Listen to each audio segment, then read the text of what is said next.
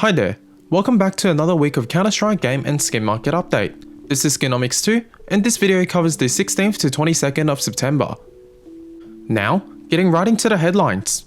This week marks 3 years since the last Counter-Strike operation, highlighting a significant gap in between major content updates. This also coincides with CS2's 1-year anniversary, set to happen just in a few days, suggesting we may be due for a substantial update soon. Looking back at the updates since the Copenhagen Major, Valve initially released named updates monthly for 3 consecutive months, each bringing new content or major changes. However, they went quiet for 2 months after that, only to come out to ban SnapTap, which really wasn't new content. This means we are now approaching 3 months since the last major update, making the time ripe for something bigger. Moving on, agents continue to rally this week, as you will see in the market analysis later in the video. I think everyone in the community knows that these gains are not sustainable and is due to fear of missing out. However, there is no end in sight for the moment.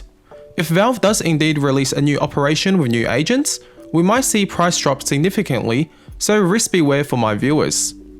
There was also a significant news piece in Cadian's transfer to Australis, but I will cover this in the prosing section. Moving on, let's take a look at our weekly craft idea.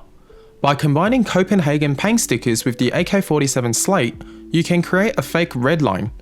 Obviously, this is not supposed to be convincing, but rather a funny mimic.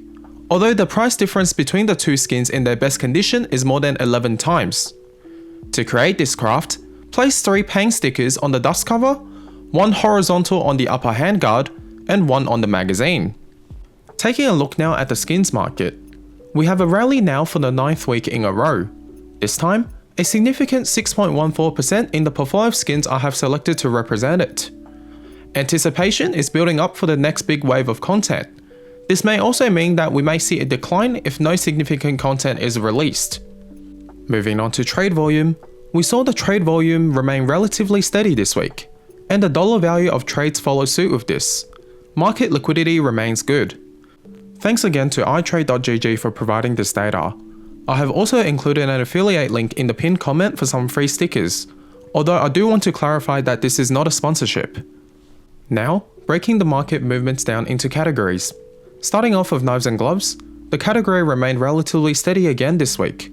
We saw knock gloves dropping by 4%, but it grew 11% last week.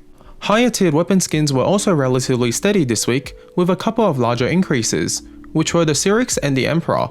However, when we move on to agent skins, we see all of these rise significantly again. All the second tier agents rose by over 40%, whilst tier 1 agents also rose by between 10 and 20%. I want to remind you that this is not normal market behavior. Last but not least, we saw affordable weapon skins rise moderately this week. It is good to see the backbone of the market doing well. Looking at player numbers, they have remained constant this week again, but we did see a continued uptick in unboxing numbers. Despite this, we did not see a rise in the price of non-active cases. We also saw a continued decline in the chance to profit from any given unboxing for the weapon case.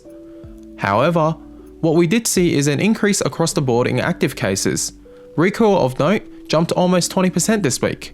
I think these rises have correlated with the unboxing numbers this week very well.